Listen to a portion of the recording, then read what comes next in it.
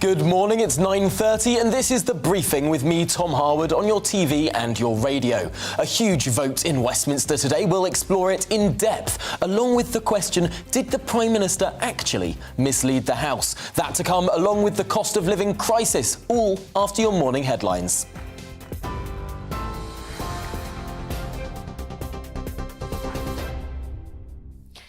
Thank you, Tom. Good morning. It's 9:31. I'm Rhiannon Jones in the GB newsroom. The government's attempting to delay a vote over a possible investigation into whether Boris Johnson misled Parliament about lockdown parties. MPs were due to vote in the Commons later today, but ministers now say it should wait until after the Met Police and civil servant Sue Gray have finished their inquiries. The Prime Minister was fined by police for breaching COVID rules at a party in June 2020 and has since apologised. Meanwhile, Boris Johnson's in India on a two-day trade visit to strengthen ties with the country. He'll hold talks with his counterpart Narendra Modi tomorrow. The Prime Minister says he hopes a free trade agreement with the country can be reached by the end of the year. He also indicated he'll raise concerns about India becoming increasingly reliant on Russian fuel. Vladimir Putin says he'll spare the lives of Ukrainian soldiers who are holed up in the Azovstal plant in Mariupol. It's amid warnings the besieged port city could fall to Moscow today. President Putin says he'll order the Russian military to abandon plans to storm the plant and for it to be securely blockaded instead. French President Emmanuel Macron and his opponent Marine Le Pen faced each other last night in their only pre-election debate. Mr Macron accused the far-right leader of a desire to pull France out of the EU. Ms Le Pen responded defending her stance on religion and pledged to improve French people's finances. Voters will take to the polls this Sunday. And to celebrate the Queen's 96th birthday today, a new photo has been released. Taken last month in the grounds of Windsor Castle, Her Majesty is pictured with two of her white fell ponies. The monarch's in Sandringham, staying at her house, beloved and loved by her late husband, the Duke of Edinburgh.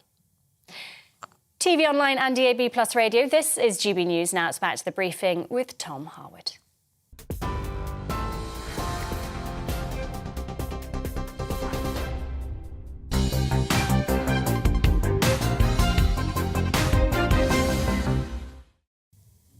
A very good morning to you. It's 9:33 and this is The Briefing with me, Tom Harwood, on your TV and your radio. Now, the Prime Minister may be out of the country on a long-awaited trip and much delayed trip to India. But it won't stop partygate continuing to rumble on in the Commons. MPs are set to vote today on a Labour plan to investigate Boris Johnson's Downing Street gatherings and whether he lied to Parliament. But the government has tabled an amendment to this Labour motion, suggesting it should be delayed until after Sue Gray's famous report is finally published in full and after those fines have been paid. So, let's explore exactly what's going on in Parliament today and the particular mechanics of it. Joining me is the former Labour MP for Ealing North, Stephen Pound. Welcome to the programme. To a lot of people, this sounds very complicated. The Procedure Committee, very powerful committee, has powers to investigate. What exactly is the Labour Party calling for? The Labour Party is calling for transparency, honesty and openness on this. We need to know exactly when the Prime Minister knew about these parties, whether he instigated the parties, whether when he made his apology to the House, it was actually in the light of that information. But most significantly, when he denied on the floor of the House that he knew about this or that he was there, was that, and in the word that you and I can use here, but you cannot use on the floor of the House, was that a lie? And that is the crucial question here, because, of course, people are allowed to inadvertently mislead Parliament. Many people have done that in the past. Many ministers have done that in the past. The question is, was it a deliberate misleading of Parliament? And Boris Johnson maintains that at the time, he thought that the events that he went to were within the rules. Well, look, he's got form on this one. Unfortunately, he's had to, he's admitted to lying when he was the Brussels correspondent. He's admitted to lying on when he was the editor of The Spectator. He's admitted it in the past. And he's bluffed and blustered his worked way through. And to be fair, it actually resonates with a lot of people. They think good old Boris is, it doesn't matter too much about these petty rules. Well, in Parliament it does matter. It really does matter. And when you think about so many occasions, I mean, obviously the Christine Keeler Profumo affair, do you remember? Lying, they say, to lie in the nude may be terribly rude, but to lie in the house is a scandal. And it is that lying in the house. And you can dress it up with, the Churchillian expressions about terminological inexactitude. It's not really a lie. But the fact is, if the Prime Minister... This is, don't forget, the first Prime Minister ever in our history to have actually been found guilty, by the police and actually fined. If he's actually lied, then he's in trouble. But look, Tom, I was in the House in Gordon Brown's time when we could actually see the tide going out. We could actually see the ebb of confidence moving away from him. I was there back in the 90s when we saw John Major. We could see it was... I think I get the same sensation now with Boris. And I think it's interesting that you put your finger on it earlier on when you actually said, is this putting it off? Because the Sue Gray report, and it's like waiting for Godot. I mean, heaven knows when we're going to get the Sue... It's probably going to be the Christmas edition when we see it. But to put it off simply delays the execution. It is a stay of execution. So is there a problem, therefore? What is the problem with the government's amendment to this motion, suggesting that, of course, this would be the third investigation? We've got the police investigation, we've had the Sue Gray investigation, this would be a parliamentary investigation, all for this issue of the parties, or whether or not they were parties. Why would it be so bad to wait until Sue Gray's report is published? Yeah, I think quite simply because it actually puts off the inevitable. And there's a drift in government at the present time. All over Whitehall, all over Parliament at the present time, things are not being done. And they say maybe because it's the local government elections, maybe it's because of Ukraine. But the fact is that there is a drift. And when the government descends to this ludicrous nonsense about, transporting people to Rwanda, and they actually throw stuff on the table like that, that they're in a desperate state. So I think if it is delayed, and if the amendment... And I think between you and me, you read the ruins quite well, I suspect that the amendment will carry today because there is a persuasive argument that you've put it. And I think a lot of Tories will hold their noses and vote... And the government has given ground on that. They're not saying that MPs should vote down the motion, but... No. But because they wouldn't have got away with it. Don't forget, that's what the whips wanted. The whips... That's actually... And after Owen Paterson, you remember when the whips were actually... out there in full force trying to get Tory MPs to basically ignore the law and ignore the rules. The backbenchers are in a fairly mutinous state. But above all, we've got the two things to worry about are obviously the confidence, which we talked about, but the calendar.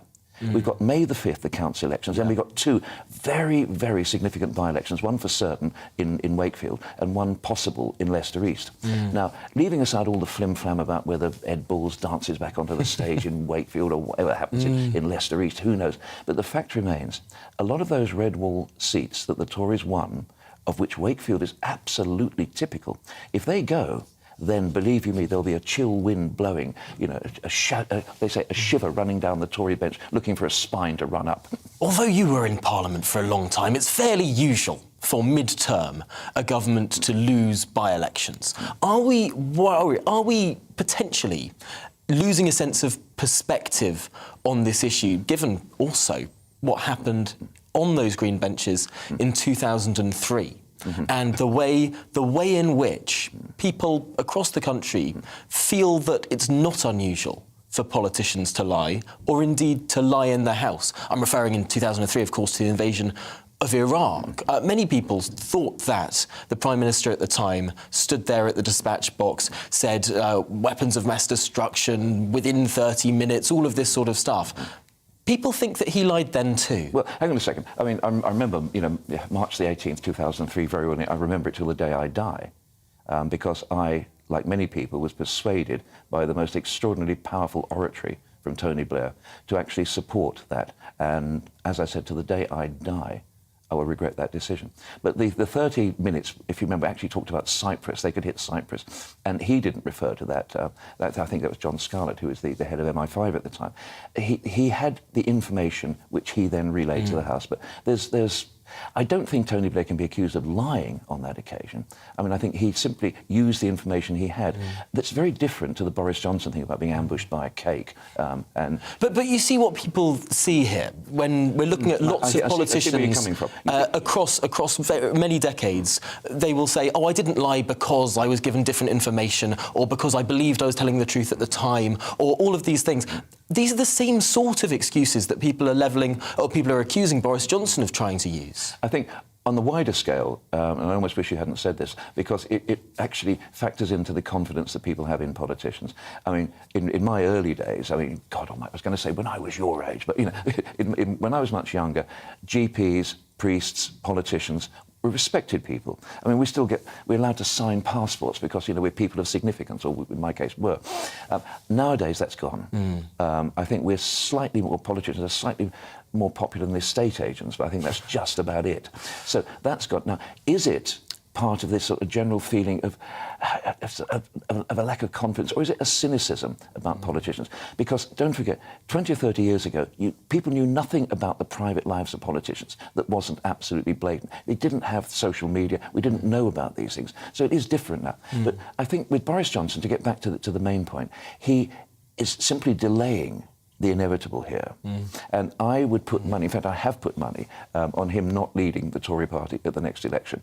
Well, Stephen Pound, hold that thought. we're going to bring in now another Stephen.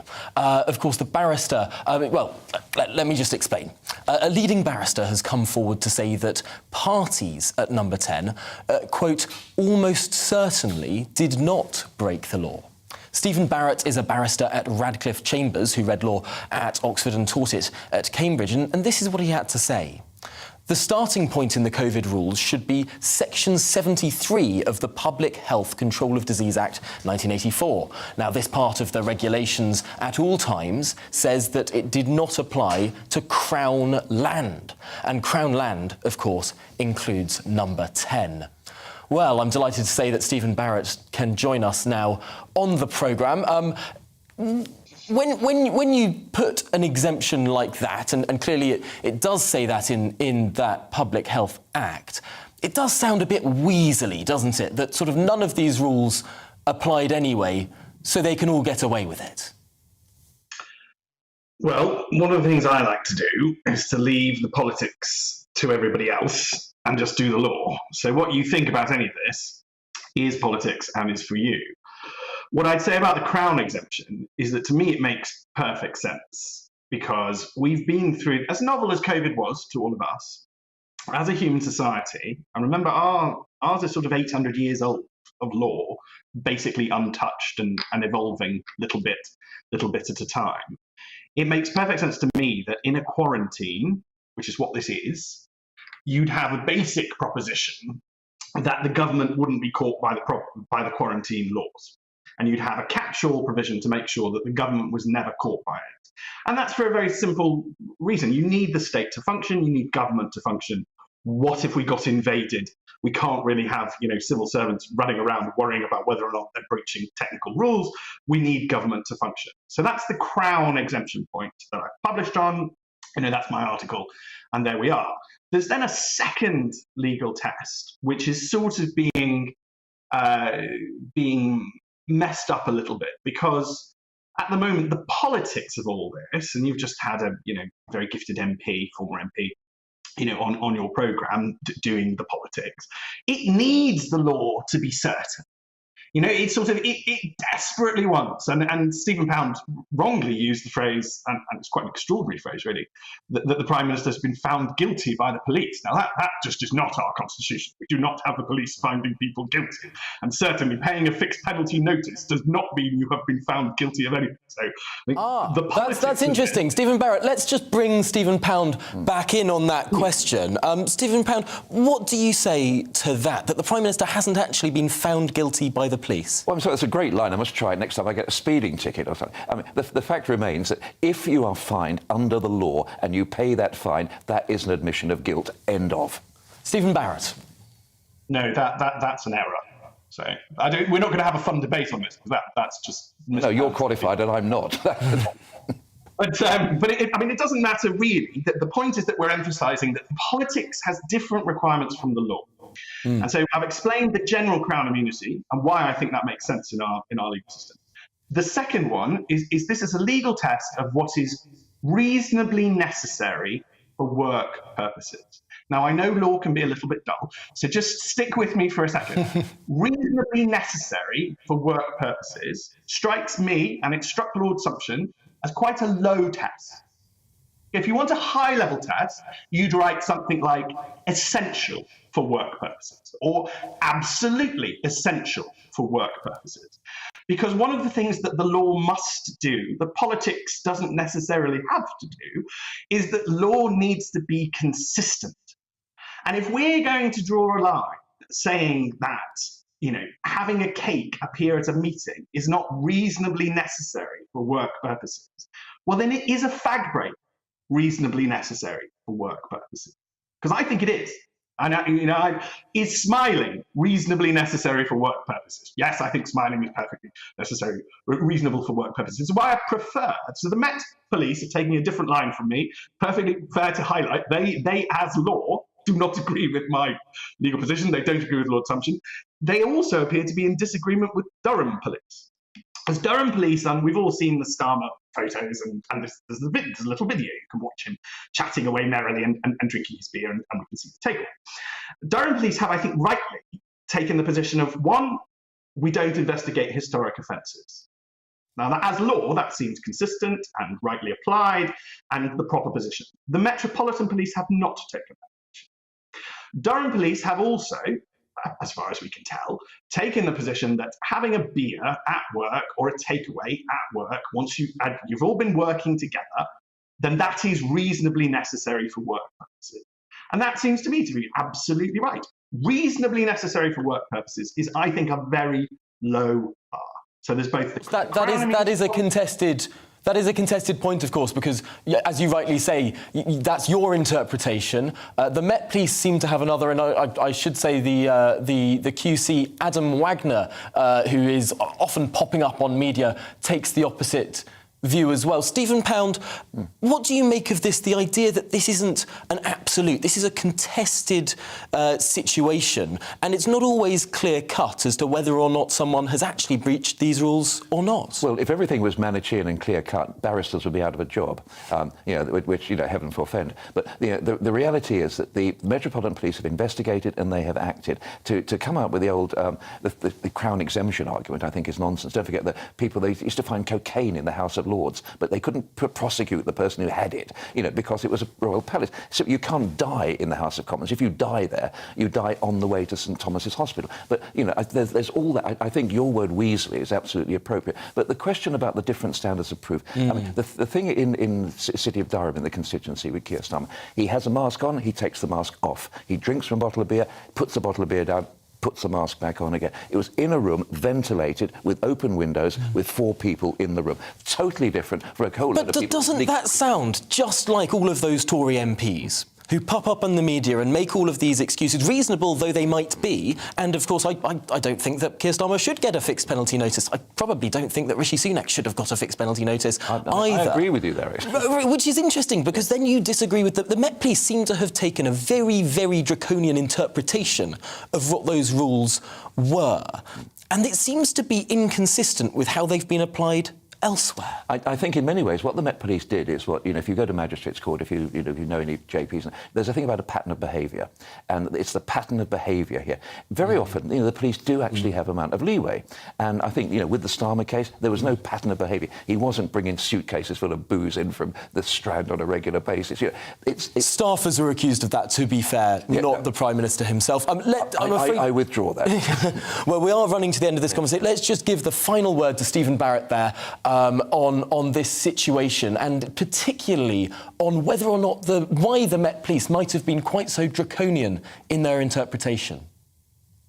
Well, it's right that you highlight Adam. You flattered him by elevating him to be a QC, which he's not, and he has a good sense of humour. My mistake. He just matter of time. But the point now is the fixed penalty notices have been paid. They're not an admission of guilt. This is a moving on point. It seems to be the next bit where the politics is going to intersect with the law is on whether the Prime Minister has misled the House. And I think that is on a hiding to nothing. Because if all the Prime Minister has to do is say, I read Stephen Barrett's article in The Spectator and I reasonably believe I hadn't broken the law. Or he can say, I listened to Lord Sumption on The World at 1, and I didn't, and that because of that, I did not believe I had broken the law, so I have not misled the House. And that's perfectly acceptable. We worry a lot about legal certainty, and my clients often want legal certainty. we often can't give it as lawyers. This is the very lowest sort of level of certainty. No court of law has looked at these legal arguments, not even a sort of low-level court, certainly not the Supreme Court. I've taken a stance on it. I'm happy to stand by my stance on it. Lord Sumpter's taken a stance on it. Adam takes a different one. The idea that anybody who sided with either of us was lying is, I think, just going to fail. Well, I'm afraid we've run to the end of this really interesting conversation, but for now, Stephen Pound and Stephen Barrett, thank you very much for joining us on the briefing this morning. Really appreciate your time. Well, now turning to the cost of living, which has not been helped by various tax rises in the last 2 years. Interestingly, this week, the Labour Party have alighted on the issue. Let's take a look at this video. The Conservatives have chosen to raise taxes to the highest level since the Second World War. And we are the only major economy in the world to be raising taxes on working people in the middle of a cost of living crisis. We've got the biggest fall in living standards since the 1950s. It's a disgrace. Hard-working people all over our country are struggling with the basics. But the Tory response is to raise our taxes 15 times. Britain is at breaking point. Under this Tory government, we're all paying the price. High taxes and low growth. But Britain can do better than this. High taxes and low growth. Well, that's the message from the Labour Party and one they're pushing at the moment. Let's talk about this now with the campaign manager at the Taxpayers Alliance. Harry Fone can join us on the programme. Welcome to the programme, Harry Fone. I gather at some point your organisation has offered a membership to Keir Starmer, offering him to join your organisation. Has he taken you up on the offer? Sadly not at the moment, but the offer is still very much available. I mean, as you saw in the video there, they basically highlighted our research that we've been banging on for about a number of years now about the record high tax burden, which is a 70-year high. And when we sort of started this project a few years ago, it was only at a 50-year high. So that's kind of how bad things have got in a very short space of time. And I think many voters will very much agree with what the Shadow Chancellor Rachel Reeves was saying there. The Conservatives have always sort of been seen as or at least viewed as the party that are going to keep your taxes low and they're going to build the economy. Okay, we've had COVID, but they still have hiked taxes on working people and businesses, and we're kind of paying the price for that now. It's fascinating, that slogan to me, high tax, low growth. Is it the case here that we've had sort of the two major parties in this country swap ideas? It used to be the Conservative Party that talked about cutting taxes as a means to grow the economy. And now, apparently, or at least it appears at the moment to be the case, that the Labour Party is making that argument. Yeah, it does seem, as you say, like the roles have somewhat reversed. I mean, I suspect the Conservatives would argue, well, we've had the worst recession in 300 years. We had to spend huge amounts of money to deal with the COVID pandemic. That's why we've had to raise taxes. But as we've discussed many times before, you cannot tax yourself into prosperity. So it's sort of no surprise to me that Labour, who are very much view themselves as the party of working people, are keen to fight back against that message, because of course these national insurance rises are hitting some people who are on the lowest incomes, and of course it all gets very interesting when you've got red wall voters. It's not the case that red wall voters want higher taxes. I mean, we did some polling in October last year that working class voters believed that Labour were more likely to keep their taxes low. So if I was a Conservative sitting in party headquarters, I'd be very worried about the upcoming local elections with everything that's going on. But even if that weren't, just the tax issue alone, I think is plenty of cause for concern, and it's going to be very interesting to see what happens. What the Conservatives have done over the last 2 years is increase taxes most on the richest. With their threshold raising of national insurance, it takes a lot of people out of paying that at the bottom, but many people at the top will be paying a lot more. Similarly, corporations will be paying more with the corporation tax rise as well. The fact that the Labour Party is pointing to the tax burden as a whole, does that suggest to you that potentially they're leaning in towards understanding that it's not just taxes on those at the bottom which needs to be cut, but elsewhere too. Yeah, I think so. And, it's, whilst there are people that earn, very decent sums of money, and, we all wish we could do that too, there does come a limit at which they just say, no, I'm not going to pay, in some cases, a marginal tax rate of 65%, because I just, what's the point of working so hard only to keep, 35 or 40 pence in the pound? Similarly, we're hearing more and more examples now of people, sort of landlords, that sort of thing. I was speaking to someone the other day. They were saying that they're almost better off not renting their property out now because the Conservatives changed the rules on offsetting mortgage payments and things like that. And it's very easy to see how that discourages growth. I'm afraid we've run to the end of the show, but Harry Phone, thank you so much for joining us. That's it today. Coming up, it's To The Point, but first, the weather. Hello, good morning. I'm Luke Mile with your weather forecasts, and this Thursday morning is going to be a bit of a chilly one out there first thing.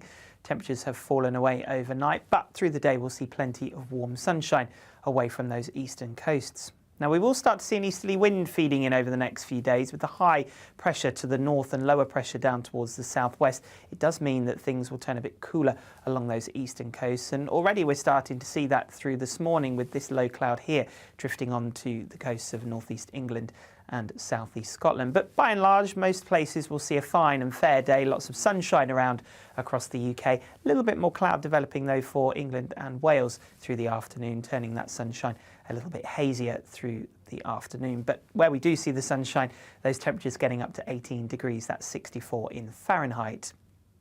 Now through Thursday afternoon and evening, we'll see plenty of sunshine to end the day. A lot of this cloud will melt away, so for many, a fair end to the day. But overnight, we start to see that easterly wind turning a bit stronger, drifting in this low cloud and mist and haar, so it will turn a bit grey and a bit murky, I think, for some places, particularly in the east as we go to the small hours of Friday. Some clear skies though, but with more wind and a bit more cloud in general, temperatures won't be as low as what they were on Thursday morning. And that cloud could be thick enough at times through Friday morning to give a few spits and spots of rain across southern areas. Nothing particularly heavy, but at times there will be a little bit more cloud and rain here. But the best of sunshine will be further north, particularly northwest Scotland, Northern Ireland, parts of northwest England. We'll see some fair weather here through the day. Temperatures still not doing too bad where we've got the sunshine, but with the cloud and with the cooler wind, it will feel quite chilly along those North Sea coasts and under any of this thicker cloud. And that's the trend really as we go through the next few days. Those temperatures sliding down somewhat, and there will be a few showers at times, particularly for more southern areas. Of course, I'll be back later with an update for you. Take care.